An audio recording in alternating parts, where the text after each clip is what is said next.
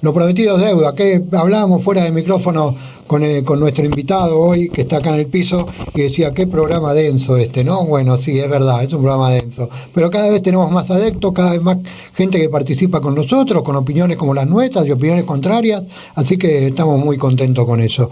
Estamos con Lautaro Brodsky, que es estudiante de periodismo, pero de alguna manera también es escritor y es estudiante y es un pibe muy joven y acaba de editar un libro que se llama Dictadura y Antisemitismo, y le damos la bienvenida. Hola, Lautaro, ¿cómo estás? Gracias, Claudio, muy bien. ¿Vos cómo estás? Muy bien, estoy muy bien. Bueno, gracias. Él estuvo todo el programa con nosotros, porque se vino temprano y dijo, quiero participar de todo el programa porque quiero ver con qué me encuentro. Y a mí me pareció fantástico. Así que ahora vamos a arrancar hablando del libro. Porque sos muy joven. ¿Cuántos años tenés? 23 años. 23 años. El libro lo publiqué, se publicó por Editorial Leviatán cuando todavía tenía 22. Ah, bueno, perfecto. O sea que es un libro casi nuevito, ¿no? Uh-huh. ¿Sos de origen judío? Soy judío, secular, sí. No religioso. Sí. Provengo de una familia judía, más bien cosmopolita. Mi mamá no es judía, mi papá es judío. Ajá. Pero vengo de una familia por parte paterna que escapaba del antisemitismo europeo de Europa Oriental. Claro. Tengo familiares que fueron asesinados por los nazis durante la Shoah, el Hurvum, como decimos en Yiddish.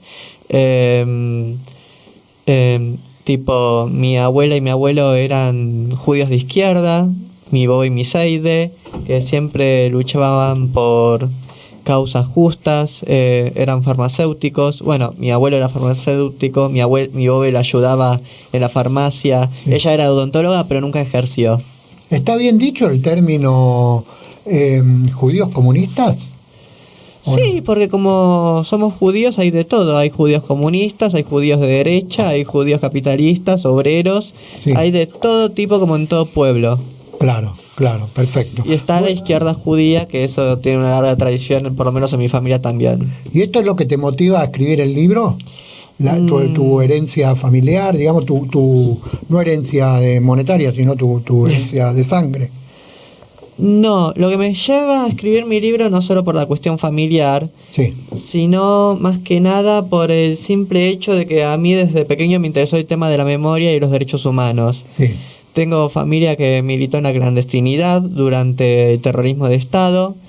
Tengo familia que padeció el nazismo. Tengo, por ejemplo, mi bisabuelo, Pesach Moncars, tenía muchos hermanos. Uno padeció junto a las primas de mi bobe y su mujer en los campos de Auschwitz. Sí. No sobrevivieron. Después, la hermana de mi bisabuelo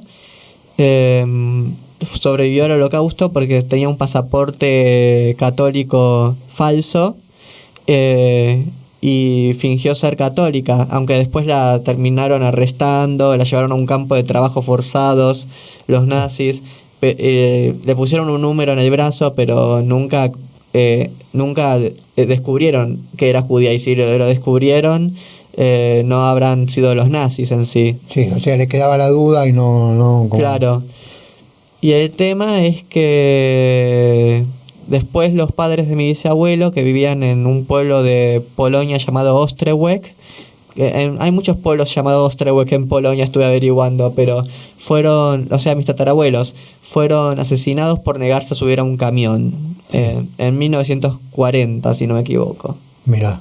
O sea que venís con esa historia en la sangre de un montón. Esto de haber sido perseguidos por los nazis y haber sufrido ahí en el Holocausto y en los campos de concentración, se traslada a través de la historia a distintos países, distintos lugares, ¿no? Yo, digamos, no con campos de concentración, pero sí la persecución o esto de a ver, no sé cómo explicarlo bien, pero yo quiero contar una experiencia. Yo hice el servicio militar en un cuartel en Ciudadela y todos los compañeros que tenía que eran de origen judío sufrían más que nosotros. Eran más perseguidos por los militares, como eran más castigados, eran más puesto en ridículos. Me acuerdo que los hacían bailar sobre la mesa. A ver, vos, judío, vení para acá. Hay testimonios de eso, que como vos contás, en el país, justamente el Centro Clandestino de Detención, Tortura y Exterminio está dentro del marco de campos de concentración. Claro. O sea que en el país, Argentina tuvo 700 campos de concentración argentinos, y el hecho de ser judío y de izquierda llevaba un plus de ensañamiento, y hasta si había testimonios que dicen, si sabían que los desaparecidos goys, o sea gentiles, no tenían ninguna chance de sobrevivir, o tenían pocas chances, los judíos no tenían ninguna chance de salir con vida de campo. Son muy excepcionales los casos de que sobrevivieron judíos, pero a pesar de esto, el 20% de los desaparecidos pertenecen a la comunidad judía. Claro. El 20% de los desaparecidos. Y entonces vemos que yo adopto la posición, porque además era toda una maquinaria, toda una metodología antisemita, interrogatorios antisemitas. Sí. Por ejemplo, les interrogaban si era cierto que los judíos nos queríamos quedar con la Patagonia y hacer un Estado de Israel en la Patagonia. Ajá. Preguntaban sobre los protocolos de sabios de Sion, del supuesto complot judío mundial. Preguntaban sobre instituciones, sinagogas. O sea, había toda una metodología.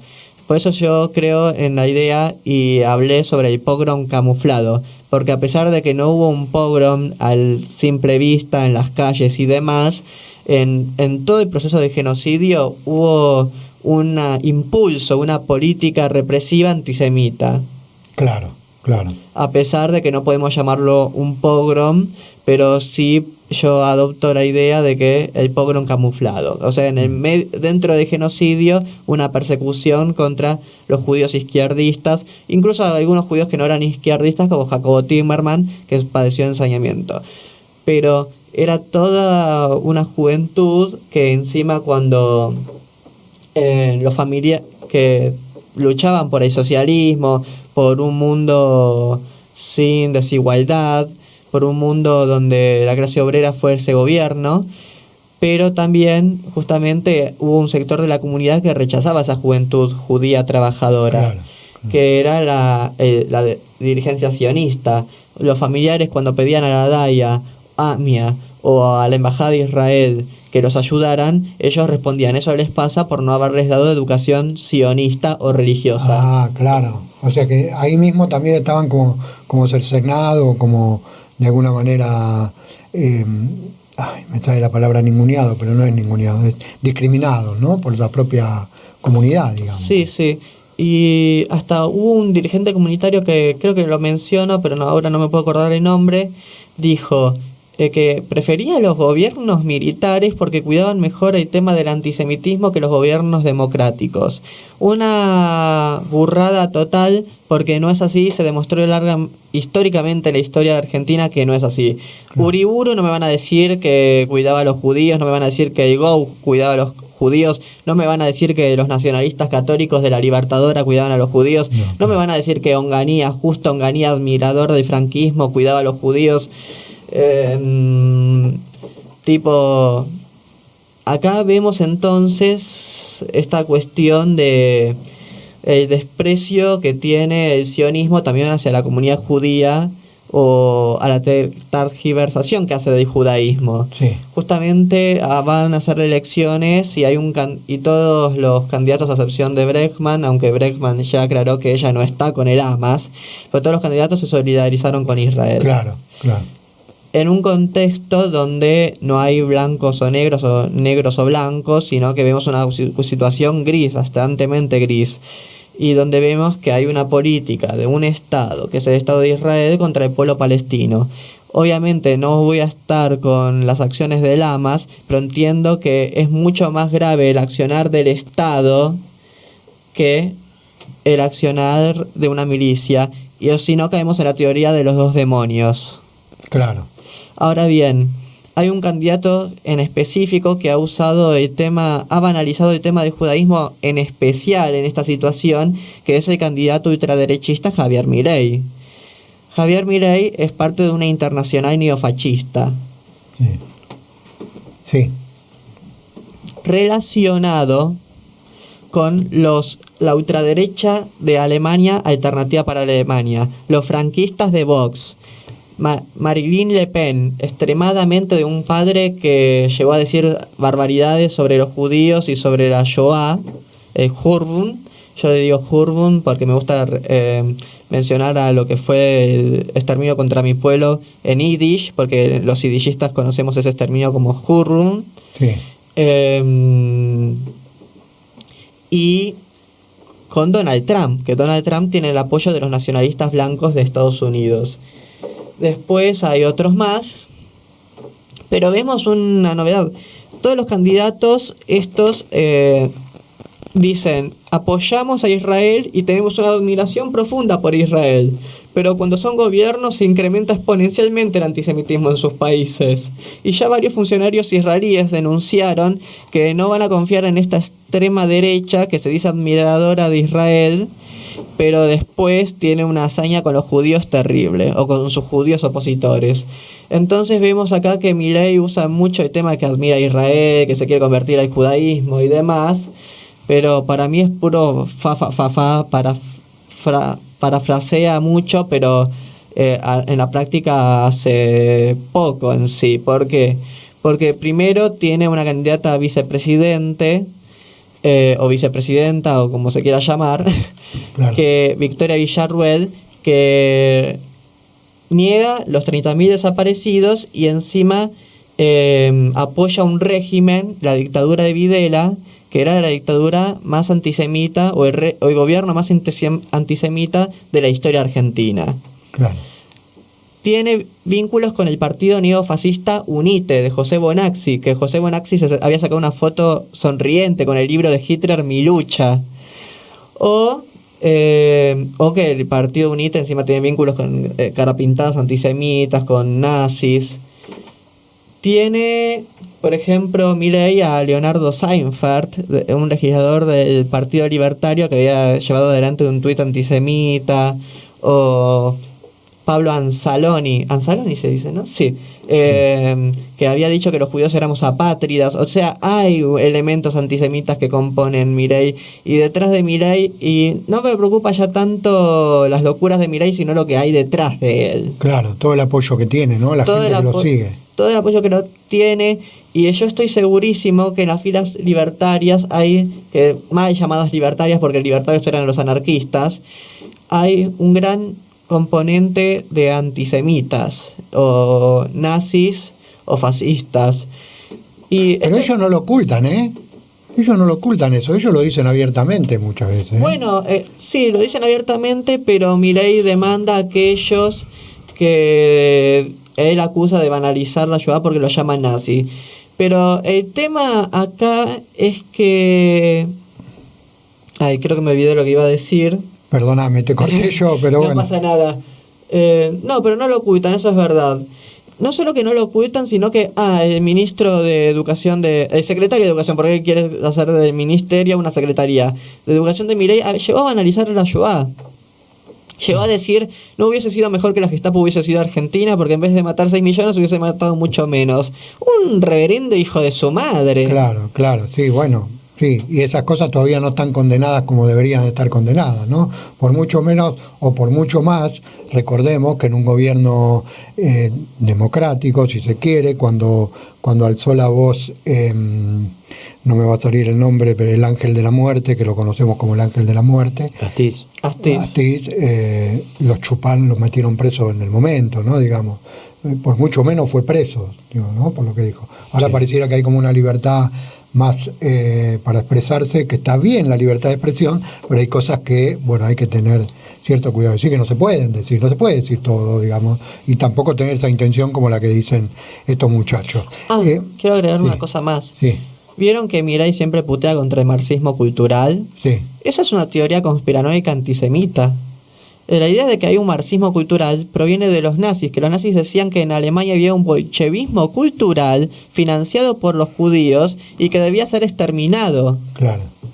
Que tenía que ver con lo artístico, lo literario, lo musical.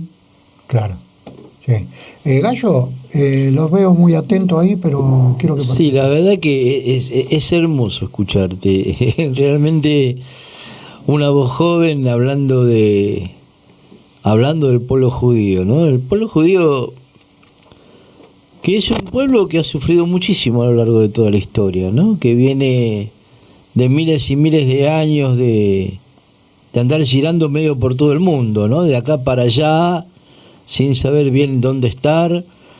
Esto me remite a los tiempos de la Inquisición, en la cual quemaban vivos a los hombres y vivas a las mujeres por ser judíos, justamente, ¿no? Y me parece que mucho de eso tiene que ver con la última dictadura en Argentina. La dictadura se ensañó particularmente con los judíos en los campos de concentración. Y entre ellos yo podría citar nombres como Abraham Hochman, Elías Semán, Juan Miguel Tannhäuser. Juan Miguel Tannhäuser era un compañero mío en aquella época de la militancia, de la vieja militancia, que tenía una mamá que era Anna Tannhäuser, que había estado en Auschwitz y se había salvado de los campos de concentración en Alemania para venir acá supuestamente a vivir en paz, ¿no? Y poder criar a su hijo en paz, y resulta que los nazis argentinos meten a su hijo adentro de un campo de concentración, lo torturan y lo matan. En ese sentido me parece que el antisemitismo, yo no diría el antisemitismo, yo diría el antijudaísmo, porque los pueblos árabes también son pueblos semitas. Judiofobia. Claro, la judiofobia, que me parece mejor el término, la judiofobia está íntimamente asociada a todo lo que hay de progresista y de revolucionario en Argentina y en el mundo, ¿no? O sea, se identifica al judío con el bolchevique, con el comunista, con el socialista, ¿no? Se identifica a Miriam Bregman con esa judía de mierda, ¿no? No es una mujer que tiene ideas propias, que lucha por eso, no, es una judía de mierda. Entonces, esa ligazón entre el antijudaísmo por un lado y el antisocialismo por otro lado, me parece que van de la mano. ¿Vos cómo lo ves ese tema? ¿Hablas de la asimilación que hace la derecha conservadora de judío con comunismo? Claro. Sí, bueno, eso por ejemplo lo podemos ver en los Estados Unidos con la pareja Rosenberg, en que los acusaban, en que hacían el análisis de que como son una pareja judía de científicos, son igual a comunistas y son espías de la Unión Soviética, y después los ejecutaron en un juicio totalmente irregular, fuera de lugar. Sí, bueno, justamente en el documental El Juicio, que se estrenó en Malva, que yo fui a verlo, hay toda una idea de que el judío es bolchevique, socialista, o tiene ideas avanzadas. ¿Y cómo entra el fanatismo religioso en este tema? Bueno, y nunca más lo menciona como un tema de la deformación de lo cristiano, tipo la idea de la nación católica, tipo la idea de que los judíos son deicidas porque o crucificaron a Cristo, que también era judío, que también era judío, esas contradicciones que no lo entendés en la mente antisemita, pero bueno, que ven toda una conspiración judía mundial para acabar con la iglesia, los valores, la tradición, familia, propiedad, etcétera, y otras boludeces más. Todo eso, tipo, cuando entras en la mentalidad de un antisemita, es lo totalmente irracional que puedes encontrar.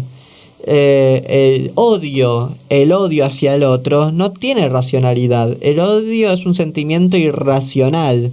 Y de ahí surgen teorías de las más locas, como la de Henry Ford o la de Hitler.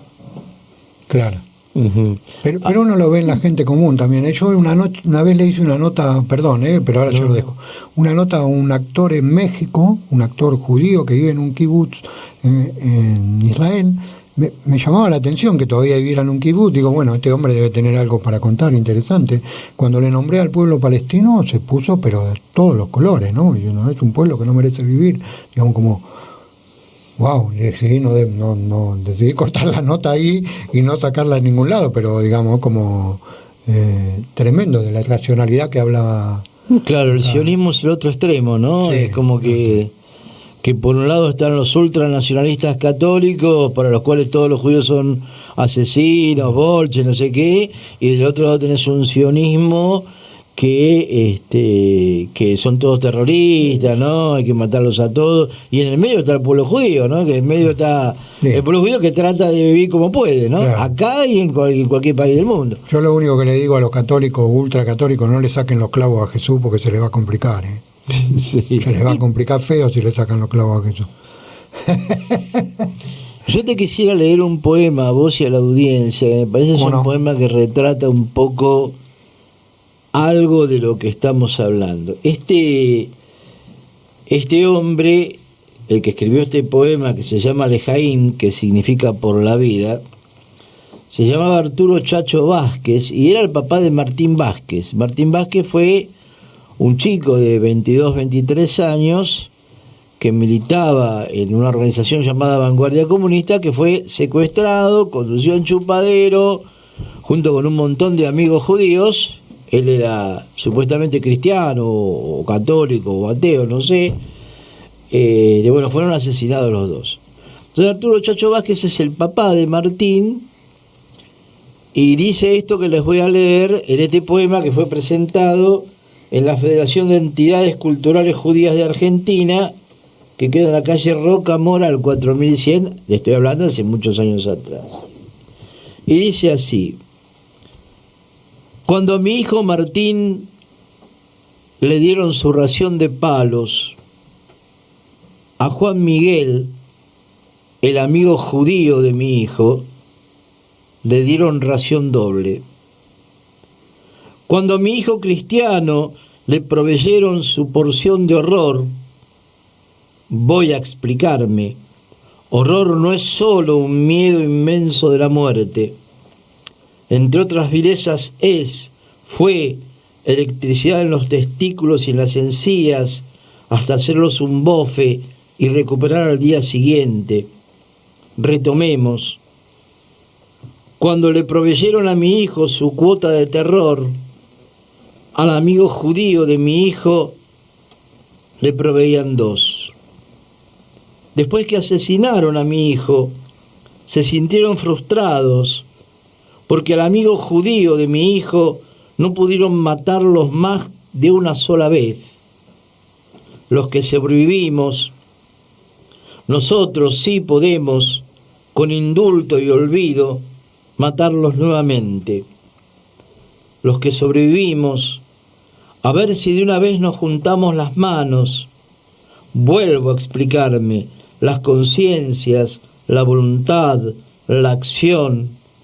A ver si de una vez nos juntamos las manos para que los que vienen no sean sacrificados ni siquiera una vez, para que a todos toque igual ración de vida, para que sin rubores nos digamos Lejaim. Bien. Me parece que también habla un poco de la situación mundial, ¿no? Sí, totalmente. No solo de acá, sino en todos lados. Totalmente. Justamente es un hermoso poema, muy conmovedor. Lo había escuchado y no me acordaba más de ese poema, pero lo había escuchado en un homenaje de los desaparecidos de Vesubio Puente 12 en ATE, si no me equivoco. Creo que fue ahí, en la sede de ATE, en Capital. Uh-huh. ¿Fue en ATE? Sí. Bueno, a veces... Sí, en ATE, Belgrano el 2500. Sí. Lo había escuchado y ahora que lo volvés a repetir me... ¿No fuiste vos el que lo leyó en ese momento? No. No, lo debe haber leído Arturo cuando estaba vivo. Lautaro, contanos un poquito del libro en sí. Vos estás contando un montón de cosas que supongo que están acá adentro. Sí, no sé. Muchas de las que estoy contando están ahí. Bueno, contanos un poquito. El libro tiene como línea de tiempo desde 1976 a 1983, que fue lo que duró la última dictadura militar, cívico, empresarial, eclesiástica, ¿no? Bueno, contar un poquito, primero tu necesidad de escribir aquí en el libro, y después qué se va a encontrar el lector, más allá de lo que ya contaste, en este libro. Bueno, en este libro, que tardé de empezar a escribirlo e investigarlo desde secundario, tiene toda una reflexión, tipo, primero no es el único libro que habla del tema. No, por supuesto. Hay otros libros que hablan de este tema, pero ninguna tiene una posición que yo considere, en mi opinión, acertada. Tipo, intentan en los otros libros entender a la dirigencia comunitaria que vivía en tiempos de horror y que no se podía hacer mucho. Yo directamente digo que la dirigencia comunitaria fue cómplice y no le importó la comunidad argentino-judía o judía argentina. En este libro, por ejemplo, tengo una posición antisionista. El primer libro que habla de este tema desde una posición antisionista, Sí. o sea, de denuncia y crítica al Estado de Israel, porque yo pertenezco a una corriente judía de izquierda, marxista, que no apoya al Estado de Israel, que tiene una larga tradición antes del Estado de Israel y después del Estado de Israel. Hay muchos judíos antisionistas en el mundo, que somos un número importante. Claro. En Estados Unidos son el 9%, vinculados a Jewish Voice for Peace o If Not Now, a tal punto que preocupa a la dirigencia comunitaria norteamericana. A la dirigencia sionista norteamericana, no le quiero dar el título de dirigencia judía. Claro. Después dice que sí hubo un antisemitismo como política de Estado, cuando los otros libros dicen sí hubo antisemitismo pero no oficial, porque no se encontró ningún documento oficial. Bueno, yo en este libro vengo a remarcar que no puedes hablar de oficialidad del antisemitismo en épocas de clandestinidad, donde toda la represión se llevaba en el marco clandestino. Por eso hablamos de centros clandestinos de detención, tortura y exterminio, porque no estaban bajo el marco de la ley, la represión que llevó adelante el Estado. Claro. Y también, si menciono la época de dictadura, el tema del antisemitismo durante los años de Videla, Viola, Galtieri, etcétera, pero también hubo antisemitismo antes de eso en el terrorismo de Estado tipo Isabel Perón En la AAA. de la AAA, que también después de la muerte de Perón hablas, ¿no? Después del 74 en adelante o anterior también. Sí, antes también. Pero no de Cámpora, pero sí de Perón e Isabel Perón. Pero que este antisemitismo que ocurrió bajo el gobierno peronista lo menciono poco porque eso es un tema que ya es sabido. Tipo, siempre se menciona la relación de Perón con los fascistas o con los antisemitas, aunque también es más complejo porque entender el peronismo, yo no soy como ciertos compañeros de la colectividad judía que dicen Perón igual nazi. Es más complejo que eso. Claro. Sin embargo, yo coincido absolutamente con vos, pero a mí me parece que viene de bastante más de lejos el tema, ¿no? Por ejemplo, el primer pogrom que hubo en Argentina fue en 1919, Sí. cuando los galeritas, en el marco de la famosa Semana Trágica, salieron a prenderle fuego a las sinagogas en Once y en otros barrios, ¿no? Sí, Me sí. acuerdo que también existió el caso en 1919 de un muchacho judío recién llegado a la Argentina, al que lo querían obligar a cantar el himno nacional en Plaza Miserere, y como no hablaba un joto de castellano ni conocía el himno, lo mataron a balazo, ¿no? O sea que ya viene el antisemitismo, viene Y eso de los niños de la oligarquía argentina. Claro. Lo llevan adelante los muchachitos bien, como decían algunos, de la Liga Patriótica. O la Guardia Blanca, que era así se llamaba en ese entonces, que después fue Liga Patriótica y Comité Pro Argentinidad. Y justamente esta gente que ahora fueron los abuelos o los bisabuelos de los Patricia Bullrich o estos de familia Patricia de derecha, igual así no digo que, no sé si Patricia Bullrich sus antepasados, pero se entiende lo que digo, la misma oligarquía. Sí, lo mismo. Tipo, son los mismos que hoy se lamentan por Israel, pero en su momento masacraron judíos a mansalva por considerar judío como comunista. Además, esta gente es lo que tienen en sus vínculos a gente como Fargosi, que le dice a Miriam Bregman, militante judía del Frente de Izquierda, así despectivamente, poniendo una fake news. Es un tema que deja mucho para pensar esto, la verdad. ¿Qué pensás, si es que te puedo hacer esta pregunta? No sé, es una pregunta tirada un poco al voleo, de la penetración sionista en la burguesía argentina. Por ejemplo, el caso de Eduardo Elstein, que es el presidente de IRSA y es el tesorero del Consejo Judío Mundial. Justamente Einstein, mi papá había escrito una nota acerca de Einstein denunciándolo, porque hubo un tema en el Nacional de Buenos Aires con una venta de terrenos en que estaba Einstein metido, y justamente Einstein, tengo una familiar que no voy a mencionar su nombre, que es amiga de Einstein, lo cuestionó a mi papá por escribir esa nota, pero sí, tipo, cuando se forma el Estado de Israel, dentro de las burguesías históricamente antisemitas como la Argentina, que fue en mi opinión es la más antisemita de América Latina, porque nunca se vieron tantos horrores en América Latina como en Argentina contra la población judía, sino es que hay una burguesía que tiene esos sentimientos de odio contra nosotros. Muchos sionistas, antisemitas, ven al sionismo con buenos ojos y no ven una contradicción de la burguesía antisemita con ser sionistas, porque al fin de cuentas el sionismo lo que hace es decir que la patria de los judíos es Israel y que el judío está en la diáspora de paso y que tiene que ir a vivir a Israel. Y no hay nada más que le pone feliz a un burgués antisemita que ver cómo los judíos se van para Israel y dejan su patria judío free. Claro. Porque esa es la mentalidad antisemita. Dicen judíos fuera donde sea, pero fuera.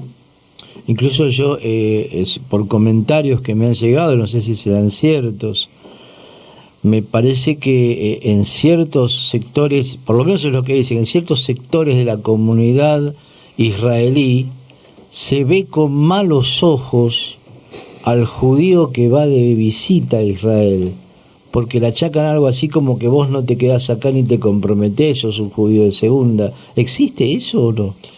Mira, tuve una oportunidad de viajar a Israel, decidí no ir por esta situación que acaba de pasar y por otras. Ya venía el quilombo de antes, pero ya por ese quilombo decidí no ir por temas de seguridad personal. Sé que por ejemplo, sé por mi profesor de Yiddish, por ejemplo, que muchos judíos israelíes no ven, por ejemplo, con buenos ojos lo que representa el judío diaspórico o lo que representa su cultura pasada. Como por ejemplo, no sé, hay muchos judíos que ven muy mal a aquellos que siguen hablando Yiddish, Sí. porque lo ven como un idioma del pasado, y ellos hablan del nuevo judío, del nuevo israelí, y el Yiddish es como el idioma de la desgracia. O sea que sí, según tengo entendido, esto no lo investigué muy de cerca, lo tengo que afirmar, pero tengo entendido que lo tendría que investigar hasta mucho más. Que sí, que hay una cosa de Como un desprecio. desprecio a lo diaspórico. Como, Ellos hablan entonces en teoría, hablan de un judío nuevo, un hombre nuevo, como planteaba el Che para el socialismo. Ellos plantean algo así para los sí, judíos. bueno, una vez viendo una película del levantamiento del gueto de Varsovia, que transgiversaron un poco el tema. Tipo, Mordechai Lewis, si se lo ven a fotos, era flaquito, Sí. era combatiente y tuvo los huevos para enfrentarse a los nazis. Pero, por ejemplo, en la película lo ponían como alguien musculoso, grandote, y que hablaba de la nueva nación judía o algo Claro. así, en medio de que te enfrentabas a los nazis. Y sí, hay una cosa, y por eso digo que no me gustaba mucho esa película, porque tiene una versión un poco... me gusta más... no sé, igual sí, tipo una versión muy sionista de lo que fue el levantamiento del gueto de Varsovia, que hubo sionistas socialistas, comunistas, bundistas, trotskistas, peleando contra los nazis. Un ejemplo para la humanidad ese, ¿no? Claro. Sí, un gran ejemplo. Pero el tema acá que quiero abordar es que sí, hay una idea de el judío que... Porque al fin de cuentas dicen, el Estado de Israel como diciendo ahora los judíos nos vamos a defender y no vamos a ser los judíos que se dejaron morir por los nazis. Que no, tampoco, tipo, es raro explicarlo, pero no me salen ahora con palabras explicar este contexto. Pero como que no quieren la imagen del judío sometido, sino de un judío nacionalista, llevando adelante ciertos rasgos como tampoco llamaría combativo eso, es un súper judío o algo Claro, así. como un héroe, ¿no? Como un superhéroe, como Sí, decir, algo bueno, así. que es capaz de vencer todo lo que se le cruza en el camino. Nos quedan muy poquititos minutos de programa. Me queda una pregunta a mí, no sé, a Claudito, pero le quiero contar a la gente que se está enganchando con el programa recién ahora, que es Lautaro Brodsky el que habla, autor del libro Dictadura y Antisemitismo, estudiante de periodismo y activista por las libertades democráticas. Bueno, me parecía importante contárselo a la gente. Lautaro, quiero que me cuentes lo más breve posible si el libro tiene el resultado que vos esperabas. Digamos, ¿cuál es la conclusión que haces después de haber terminado el libro, de haberlo mostrado, presentado? Digamos, bueno, ¿tiene el resultado que vos esperabas? ¿Qué expectativas tenés con esto? Bueno, yo esperaba, sí, creo que superó mis expectativas, hasta podría decirte. Iba a estar también en la Feria del Libro Judío, que es una feria de libro progresista de la comunidad judía, pero se suspendió por cuestiones de, obviamente, razones conocidas, Sí. por seguridad y demás. Pero sí, tuvo el repertorio que esperaba. Y sobre las repercusiones que tuvo, ¿sufriste alguna crítica, más allá de la crítica constructiva, alguna crítica que te ha hecho sentir que Dolido, que dañado. estás perseguido, o que hay algunas personas que te han manifestado así como, bueno, che, no, bueno, no tenés que escribir, alguna amenaza de repente? No, una vez, no por el libro, sino por un video que explicaba qué es el sionismo para un medio autogestivo llamado Humanes, que hacía mi amiga. Sí. Explicaba que era el sionismo de mi posición y me dijeron deicida, judío que auto se odia, que no sé, una mierda. Ah, Me claro. dijeron de todo. Claro. Y me dijeron que yo desinformaba. Pero no, nunca una amenaza de ojalá te mueras o cosas así. No creo que directamente tampoco les convendría a la dirigencia comunitaria que me pase algo así, o a la dirigencia sionista que me pase algo así, o que me pase algo malo, porque en ese otro sentido sería mala imagen para ellos, y además no me pasó nada, y tampoco creo que me llegue a pasar algo, y si me llega a pasar algo no me voy a quedar callado tampoco. No, claro, Gallo. Por supuesto, no. Bueno, agradecerte que hayas venido al programa. Eso es un orgullo para nosotros que estés acá, que hayas presentado tu libro y todo el éxito del mundo. Ojalá vendas muchos libros y Gracias. te podamos ver en la Feria del Libro el año que viene. Sí, que no sea el primero, ¿no? Y el único, que sigas escribiendo. No, tengo otros proyectos en mente, pero ahora estoy un poco intentando descansar porque la elaboración de este libro y llevarlo, procesarlo, presentarlo lleva todo un esfuerzo. Claro. Que después uno está agotado y después uno necesita cobrar fuerzas para escribir el segundo o el tercero o el cuarto. Claro. Muchas gracias. Muchas gracias a Lautaro, por ustedes. estar acá. Lautaro Brodsky con nosotros, lo vamos a volver a invitar en algún otro momento. Saben ustedes que a nosotros nos gusta repetir la gente que nos cae bien y que tiene cosas para contar.